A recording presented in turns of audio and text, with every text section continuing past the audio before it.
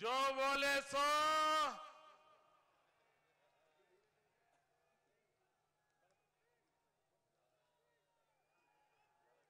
परम आदरणीय पंजाब के लोकप्रिय मुख्यमंत्री सरदार प्रकाश सिंह बादल जी, यहां के उप मुख्यमंत्री, जुझारू युवा नेता, मेरे मित्र सरदार सुखबीर सिंह जी, भारतीय जनता पार्टी के राष्ट्रीय अध्यक्ष आदरणीय राजनाथ सिंह जी, प्रदेश भारतीय जनता पार्टी के अध्यक्ष श्रीमान कमल जी, यहां के प्रभारी हिमाचल के पूर्व मुख्यमंत्री श्रीमान शांता कुमार जी, मंच पर विराजमान शिरोमणि अकाली दल एवं भारतीय जनता पार्टी के सभी वरिष्ठ नेतागण और विशाल संख्या में पधारे हुए इस वीर भूमि के मेरे बहादुर पंजाब के भाइयों और बहनों, वाहेगुरु जी का खालसा, वाहेगुरु जी की फतेह। और आज जब हम इस फतेह रैली में एकत्र आए हैं तो आपके आशीर्वाद न सिर्फ राजनीतिक फतेह के लिए, लेकिन हमारी भारत मां विश्व गुरु बने, ये सिद्धि प्राप्त होने के लिए ये फतेह रैली में आपके आशीर्वाद बहुत बड़ी ताकत बन करके उभरने वाले हैं। भाइयों बहनों, पंजाब के साथ मेरा विशेष नाता रहा है, गुजरात का विशेष नाता रहा है।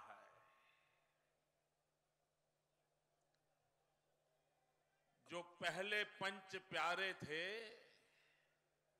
उन पहले पंच प्यारों में एक मेरे गुजरात का था, द्वारिका का था और दर्जी था।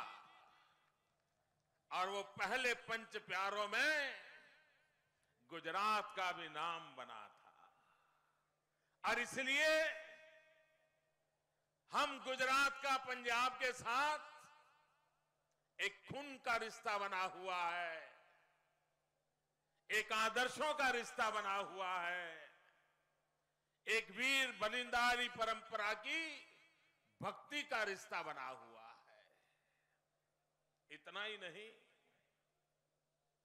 मुझे आज इस बात को कहने में खुशी हो रही है कि जब गुरु नानक देव गुजरात पधारे थे और लखपत के गुरुद्वारे में, कच्छ में आज भी गुरु नानक देव की पादुकाओं को संभाल के रखा गया है। मेरे पंजाब के बहुत कम लोगों को पता होगा कि लखपत का वो गुरुद्वारा जिसके साथ गुरु नानक देव की स्मृतियां जुड़ी हुई है, वो सिंध जाने से पहले लंबे अरसे तक लखपत के में रुके थे।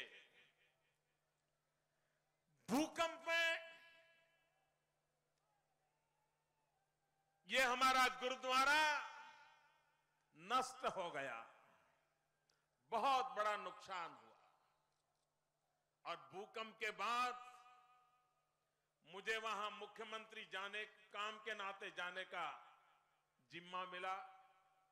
और जैसे अभी सुखबीर जी बता रहे थे, मैं इसी धरती पर काम कर रहा था और यहीं से मुझे नया दायित्व आया था और इसलिए यहां का दायित्व छोड़ करके वहां गया था। जब मैं मुख्यमंत्री के रूप में वहां गया और सबसे पहले मैंने कच्छ के भूकंप पीड़ितों की सेवा का काम आरंभ किया और तब जाकर के लखपत में ये गुरुद्वारे की दुर्दशा देखी। भूकंप के कारण वो टूट चुका था। भाइयों बहनों, हमने इस विषय के जानकार लोगों को बुलाया और मन में ठान ली कि ये पूरी मानव जात की एक अनमोल विरासत है। ये सिर्फ गुरुद्वारा नहीं है, ये गुरु नानक देव की स्मृतियों से जुड़ा हुआ है। हम दोबारा वैसा ही गुरुद्वारा बनाएंगे। जिस प्रकार का आर्किटेक्चर था, जिस प्रकार की मिट्टी का उपयोग किया गया था, जिस प्रकार से हर काम को बारीकी से सदियों पहले किया गया था, वैसा ही किया जाएगा। इसके लिए हमने गुजरात बाहर से एक्सपर्ट बुलाए। उस समय की उस प्रकार की मिट्टी कैसे प्राप्त हो सकती है, उसका संशोधन किया और भाइयों बहनों, वैसा ही गुरुद्वारा हमने पुनर्निर्माण किया और आज उसको दुनिया की विरासत के अंदर स्थान मिला है। एक ग्लोबल हेरिटेज के रूप में उसको माना जाता है। बोले सो निहाल। भाइयों बहनों, मेरा कच्छ ये तो रेगिस्तान रहा है, बंजर भूमि है, पानी भी नहीं है।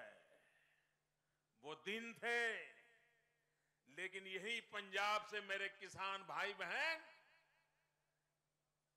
उस लखपत के इलाके में आकर के बसे और आज भी उन मेरे पंजाब से आए हुए सिख किसान भाइयों बहनों की पुरुषार्थ से पाकिस्तान की सीमा का वो मेरा इलाका आज हरा भरा बन गया है। पूरी हरियाली है, वहां खेत लहलहाते दिखाई दे रहे हैं। भाइयों बहनों, कुछ लोग अपप्रचार कर रहे हैं, झूठ फैला रहे हैं, विश्व भर में फैले हुए हमारे सिख भाइयों बहनों को गुमराह करने का प्रयास कर रहे हैं। मैं आज इस पवित्र धरती से आवाहन करता हूं, घोषणा करता हूं, भाइयों बहनों, गुजरात पर जितना अधिकार नरेंद्र मोदी का है, उतना ही अधिकार हर हिंदुस्तानी का है। हर हिंदुस्तानी का अधिकार है। भाइयों बहनों, बादल साहब हमारे यहां कृषि महोत्सव का उद्घाटन करने के लिए आए थे और कच्छ के अंदर किसान जो है हमारे सरदार, वो सारे सिख किसान बादल साहब से मिलने आए थे। उन्होंने हर एक के साथ व्यक्तिगत बात की थी और भाइयों बहनों, वो झूठ का पुलिंदा जो चल रहा था, उसकी हवा निकल गई थी। और भाइयों बहनों, मैं विश्वास दिलाना चाहता हूं कि कच्छ की धरती पर और गुजरात की धरती पर खेती के काम में लगा हुआ मेरा कोई भी सिख भाई, उसको कभी भी गुजरात छोड़ने की नौबत नहीं आएगी। इतना ही नहीं, अगर कोई अफसर गलती करेगा, वो अफसर जाएगा, लेकिन मेरा सिख किसान गुजरात से नहीं जाएगा। ये मैंने पहले से तय किया हुआ है और आज मैं दोबारा उसकी घोषणा करता हूं। भाइयों बहनों, झूठ फैलाने वाले, लोगों को गुमराह करने वाले देश की एकता को बहुत बड़ा नुकसान करते हैं। हमारा देश विविधताओं से भरा हुआ है। हर जाति के, हर कौम के, हर पहनवेश के, हर भाषा के लोग ये हिंदुस्तान बनाते हैं। और इसलिए आज से तो हिमाचल, कश्मीर से कन्याकुमारी, ये देश एक है। यहां का जन जन एक है और यहां के जन जन का अधिकार हर भूमि के क्षेत्र पर है। इस भाव को लेकर के चलने वाले हम लोग हैं। भाइयों बहनों, आज भी विश्व भर में दो समाज फैले हुए हैं। दुनिया के किसी भी देश में जाइए, आपको वहां हमारा सिख परिवार मिलेगा और साथ साथ कोई न कोई गुजराती परिवार भी मिलेगा। पूरे विश्व में गुजराती और सिख कंधे से कंधा मिलाकर के रह रहे हैं। कंधे से कंधा मिलाकर विकास और प्रगति की राह पर चल रहे हैं। इसलिए भाइयों बहनों, जो लोग इस प्रकार से गुमराह करने की कोशिश कर रहे हैं, उनसे हमें जागरूक रहने की आवश्यकता है। और भाइयों बहनों, पंजाब की धरती पर शिरोमणि अकाली दल और भारतीय जनता पार्टी का गठबंधन, ये गठबंधन सिर्फ राजनीतिक गठबंधन नहीं है। ये चुनाव लड़ने के लिए व्यवस्था नहीं है। ये सरकार चलाने के लिए का कारोबार नहीं है। भाइयों बहनों, पंजाब की धरती पर शिरोमणि अकाली दल और भारतीय जनता पार्टी का ये गठबंधन यहां की सामाजिक एकता का भी गठबंधन है। हिंदू और सिख की एकता का प्रतीक है।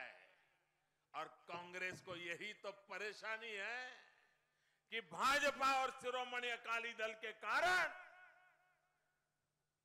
बांटो और राज करो, ये जो कांग्रेस के खेल चलते रहे हैं, ये खेल पंजाब की धरती पर पूरी तरह प्रकाश सिंह बादल के नेतृत्व में विफल गए हैं। ये एकता हमने प्रस्थापित की है। ये एकता का प्रतीक है।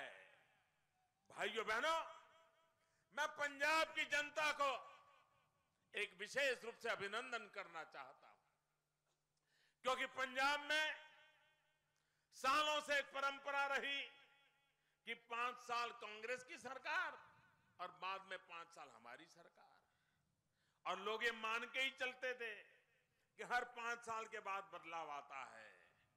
लेकिन पंजाब की जनता ने प्रकाश सिंह बादल में भरोसा किया, विकास की राजनीति में भरोसा किया, विकास के महात्म्य को स्वीकार किया और उस परंपरा को तोड़ करके दूसरी बार यहां पर भाजपा और अकाली दल की सरकार बनाई। इसलिए आपने विकास को जो वोट दिया है,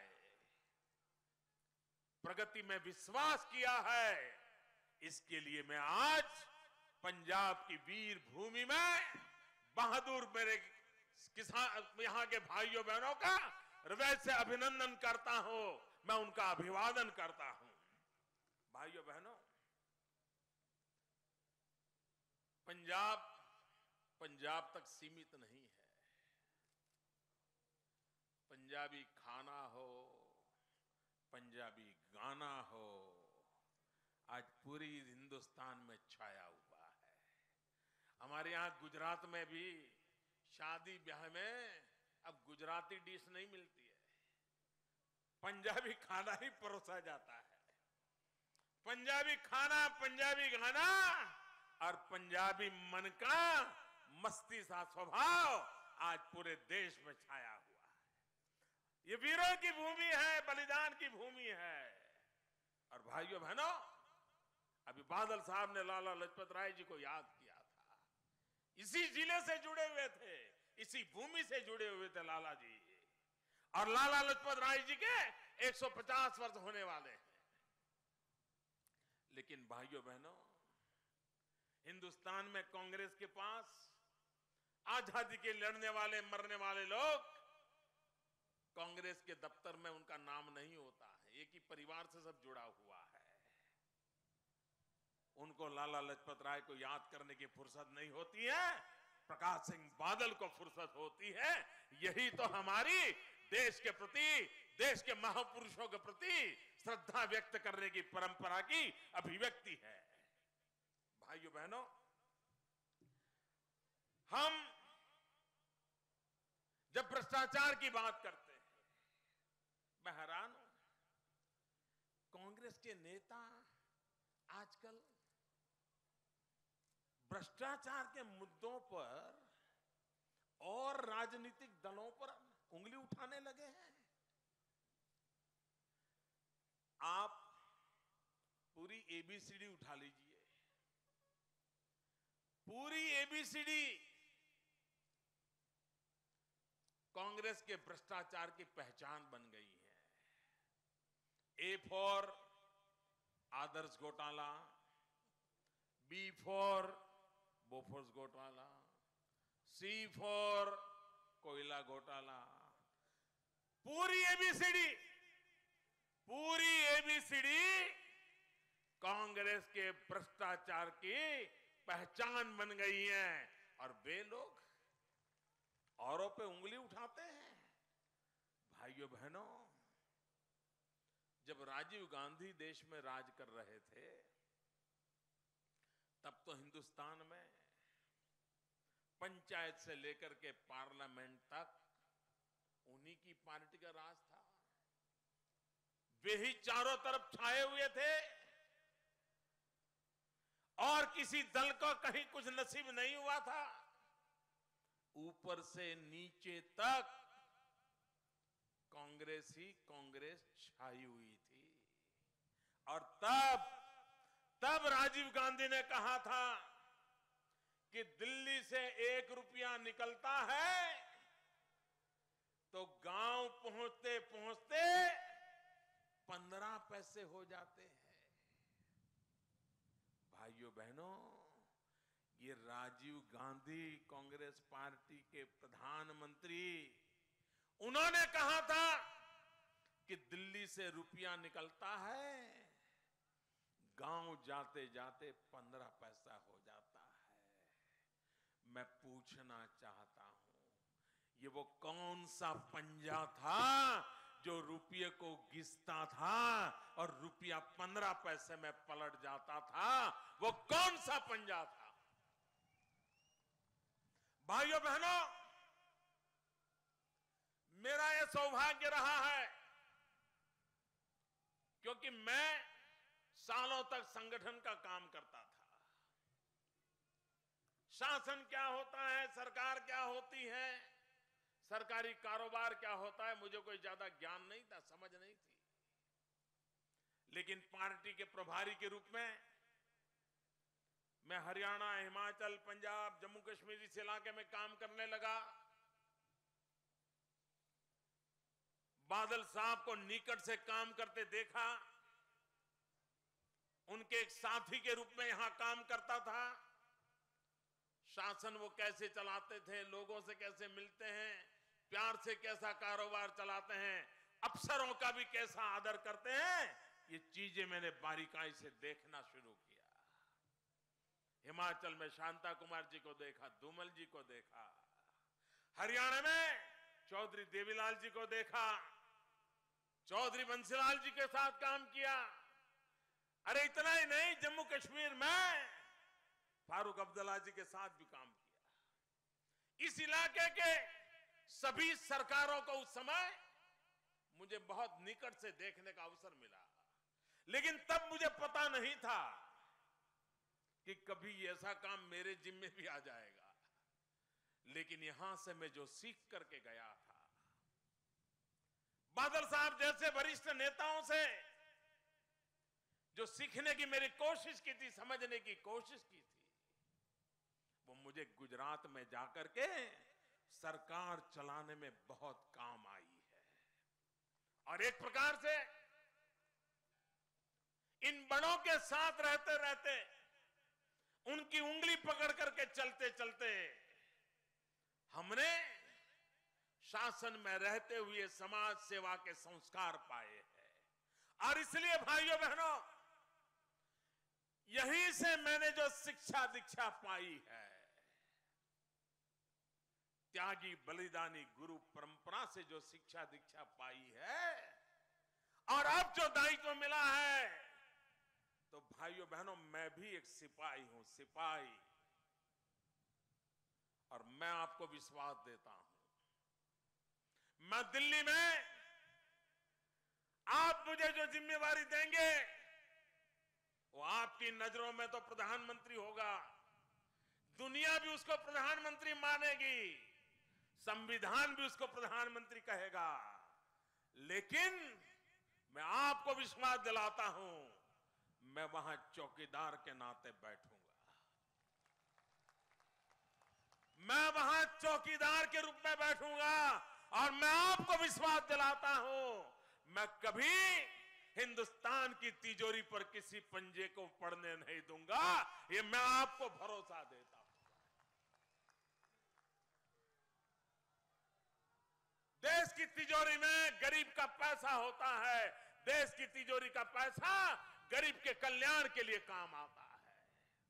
और भाइयों बहनों, आज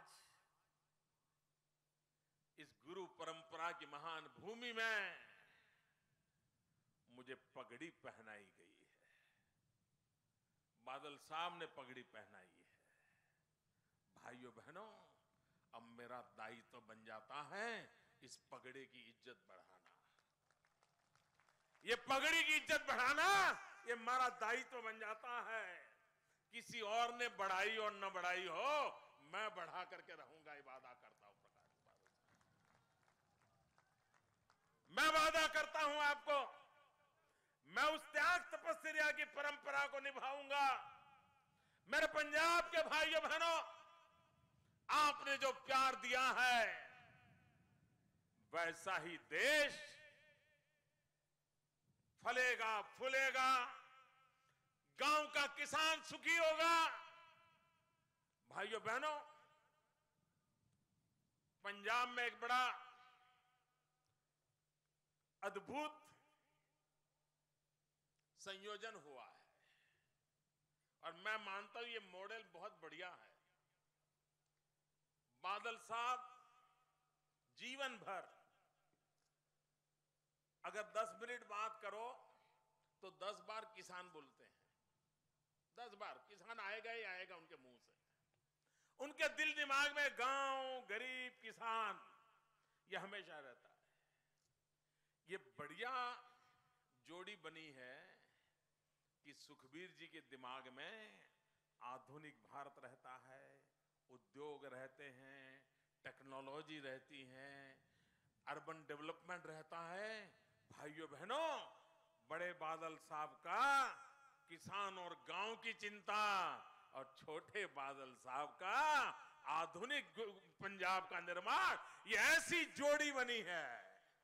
ये जोड़ी आने वाले दिनों में पंजाब को, हिंदुस्तान को ड्राइव करने की ताकत बना देगा, ऐसा मेरा पूरा विश्वास है भाई। बोलो सोनिहाल। और इसी सोच का परिणाम है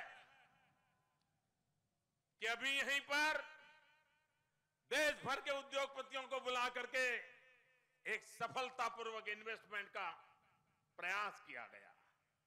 कल तक किसानी में लगे हुए लोगों को एक नया, और ये नौजवानों के लिए आशा का किरण बनेगा। तो दूसरी तरफ एक बहुत ही उत्तम प्रकार का किसान मेला लगा करके हमारी कृषि आधुनिक कैसे बने, उसकी चिंता भी बड़े बादल साहब ने की। भाइयों बहनों, अगर हमें देश को आगे बढ़ाना है, तीन बातों पर हमें बल देना होगा। और अगर हम एक में भी उदासीनता बरतेंगे तो कभी न कभी मुसीबतें झेलते रहेंगे। और इसलिए हमें देश के आर्थिक विकास के लिए तीन पिलर के ऊपर हमारी अर्थरचना तो विकसित करना होगा। 1/3 ताकत हमारी कृषि की हो, 1/3 हमारी ताकत मैन्युफैक्चरिंग की हो और 1/3 हमारी ताकत सर्विस सेक्टर की हो।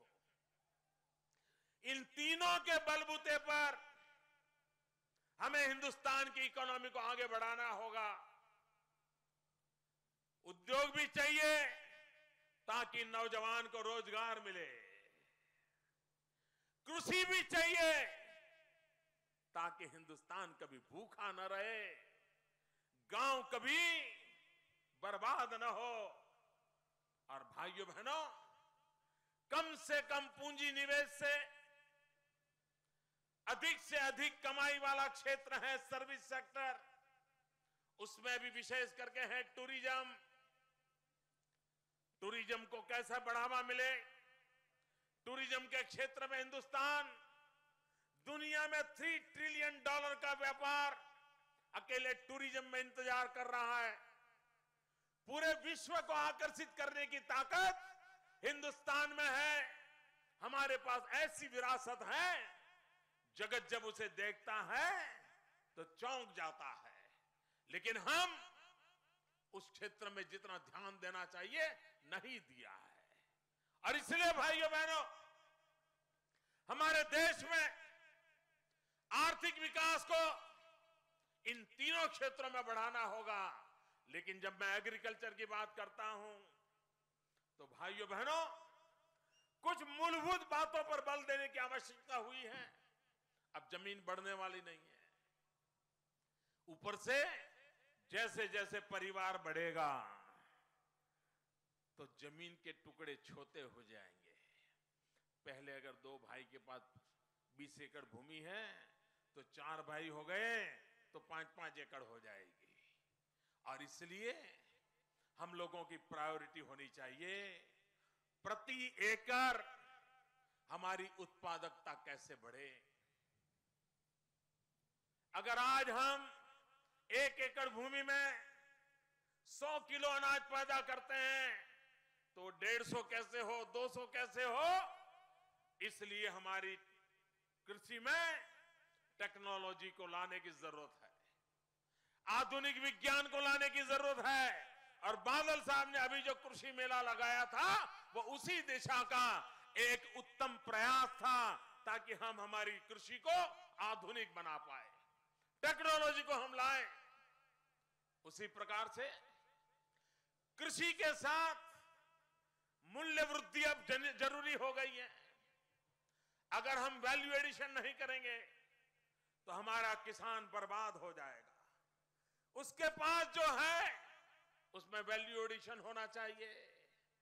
वो टमाटर बेचेगा तो कम पैसा मिलेगा, लेकिन अगर टमाटर का केचप बना करके बेचेगा तो ज्यादा पैसा मिलेगा।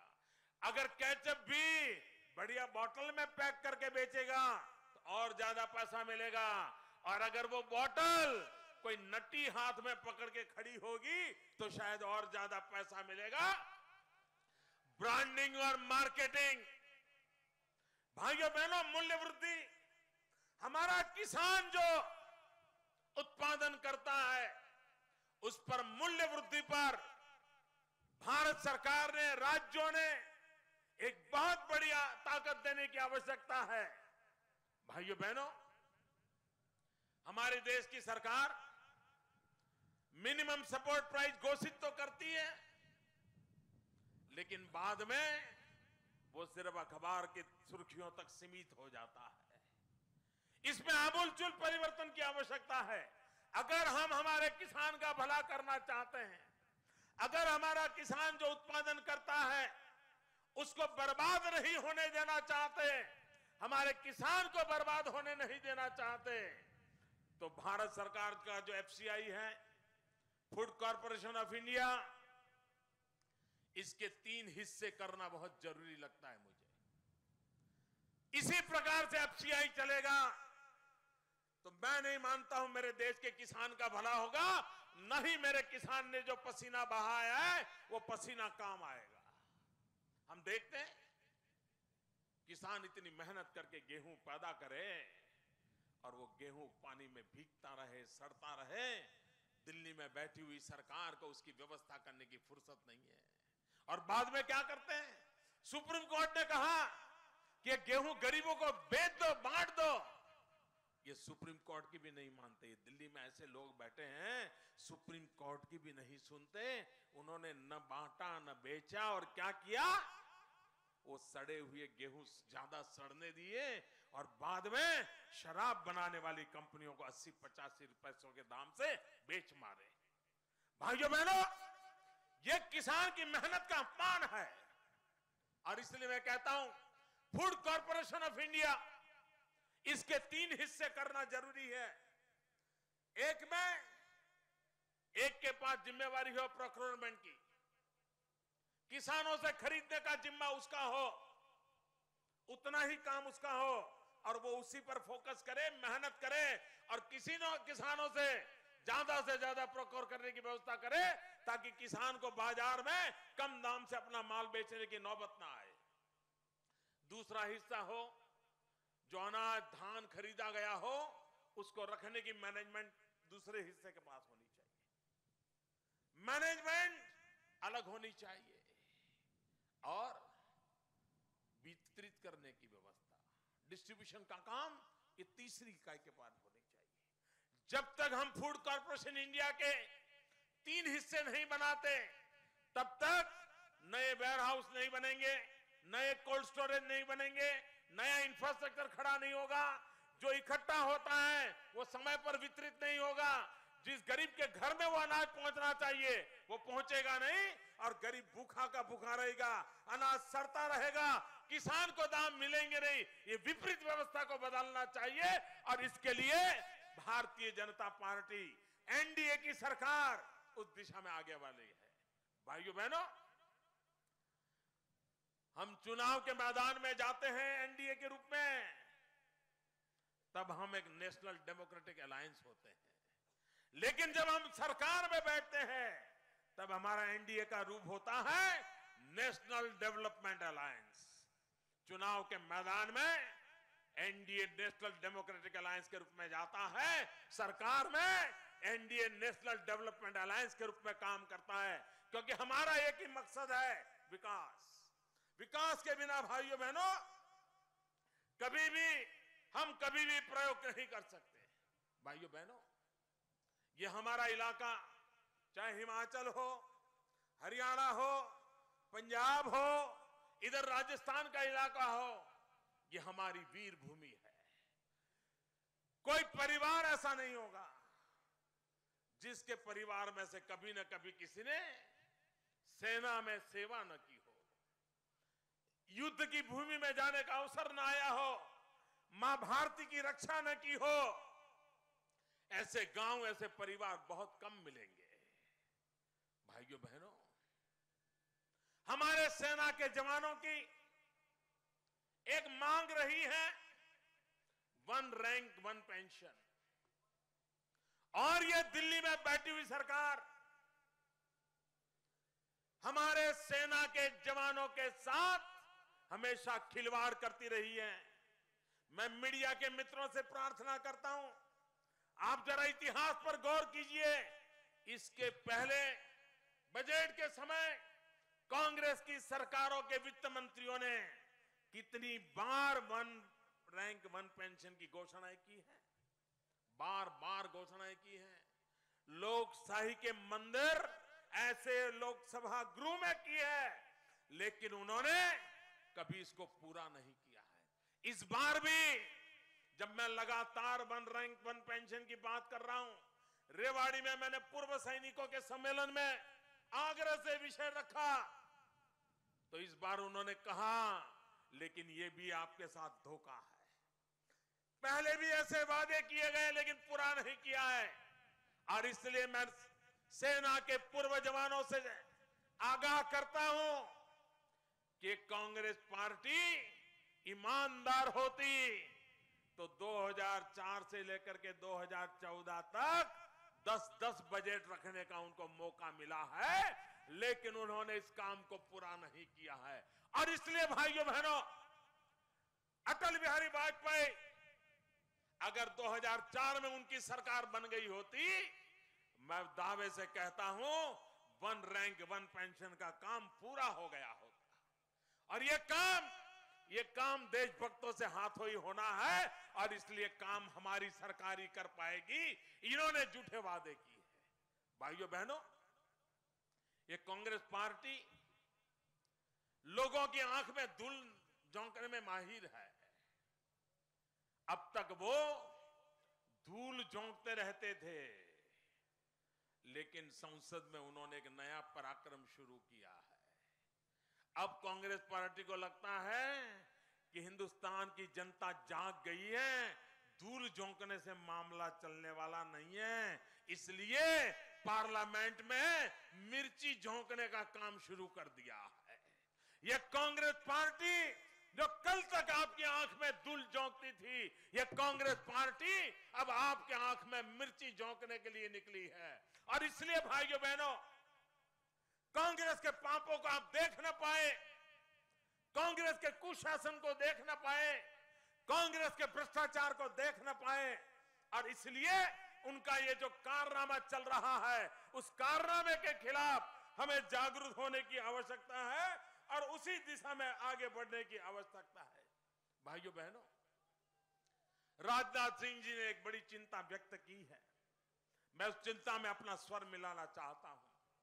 मैंने पंजाब में काम किया है, विशेष करके जब मैं पठानकोट गुरदासपुर इलाके में काम करता था, कई परिवार से माताएं बहनें मुझे मिलती थी और एक बात के लिए हमेशा कहती थी कि मोदी जी, ये ड्रग्स ये हमारे बच्चों को बर्बाद कर देंगे, हमारी भावी पीढ़ी को बर्बाद कर देंगे। मैं भारत सरकार के रक्षा मंत्रालय को आग्रह करता हूं, ये ड्रग्स विदेशों से आते हैं, सीमा पार से आते हैं, आपके जवान वहां तैनात है, क्या हो रहा है? मेरे देश की जवानी बर्बाद हो रही है, मेरे देश का नौजवान तबाह हो रहा है। सीमा पर जो जवान खड़े हैं उनको जवाबदेह बनाया जाए, और किसी भी सीमा से अगर हिंदुस्तान में फेक करेंसी आती है, हिंदुस्तान में अगर ड्रग्स आते हैं, तो उस पर कठोर से कठोर कार्रवाई होनी चाहिए, तभी जाकर के मेरे देश के जवान को हम बचा पाएंगे। हमारी माताओं बहनों की जो चिंता है वो चिंता हमारी भी है, लेकिन दिल्ली की सरकार उदासीन है। शस्त्र आ जाए विदेशों से, फेक करेंसी आ जाए, ड्रग्स आ जाए, और दिल्ली की सरकार सोई बैठी है। भाइयों बहनों, भारत में सिर्फ आतंकवादी आते हैं ऐसा नहीं है, भारत की सीमा से सिर्फ इन्फिल्ट्रेशन होता है ऐसा नहीं है, घुसपैठिए आते ऐसा नहीं है, इसके साथ ये सारी बीमारियां भी आती हैं। और इसलिए हमारी सीमाओं को सुरक्षित करना, हमारी सीमाओं की चिंता करना, यह समय की मांग है। और इसलिए मेरे भाइयों बहनों, मैं आज आपसे आग्रह करने आया हूं, मैं आपसे कहने आया हूं कि भाइयों बहनों, हमें किसी भी हालत में हमारे देश के नौजवानों को तबाह नहीं हो देना है। भाइयों बहनों, मैं आज खास करके पंजाब के किसानों का आभार व्यक्त करना चाहता हूं। गुजरात में हम देश की एकता के लिए जीवन खपा देने वाले सरदार वल्लभ भाई पटेल की स्मृति में दुनिया के सबसे ऊंचा स्टैच्यू ऑफ यूनिटी बनाने जा रहे हैं। उस स्टैच्यू ऑफ यूनिटी में हमने देश की एकता के प्रतीक के रूप में हिंदुस्तान के हर गांव से किसानों से लोहा संग्रह का कार्यक्रम किया। हर गांव से किसानों से कहा कि खेत में उपयोग में आए हुए औजार का, लोहार का टुकड़ा हमें गिफ्ट में दीजिए, उसी को मेल्ट कर करके इस बड़े प्रोजेक्ट में हम लगाएंगे। मैं बादल साहब का आभारी हूं कि इस प्रोजेक्ट की शुरुआत पंजाब में उन्होंने अपने गांव से की थी और अपने गांव से हमें एक लोहा भेजा था और बाद में पूरे पंजाब ने ये स्टैच्यू ऑफ यूनिटी के काम में हमें जो सहयोग किया है, गांव-गांव ने किया है, किसानों ने किया है, मैं उनका बहुत बहुत आभार व्यक्त करता हूं। भाइयों बहनों, आपने मेरा सम्मान दिया है और जब आज पंजाब से आशीर्वाद लेकर के मैं जा रहा हूं तब मैं इतना ही कहूंगा, देह शिवा बर मोहे इहे, देह शिवा बर मोहे इहे, शुभ कर्णम ते कबहू न टरू, शुभ कर्मन ते कबहू न टरू। इसी एक मंत्र के साथ मेरे साथ बोलेंगे, भारत माता की।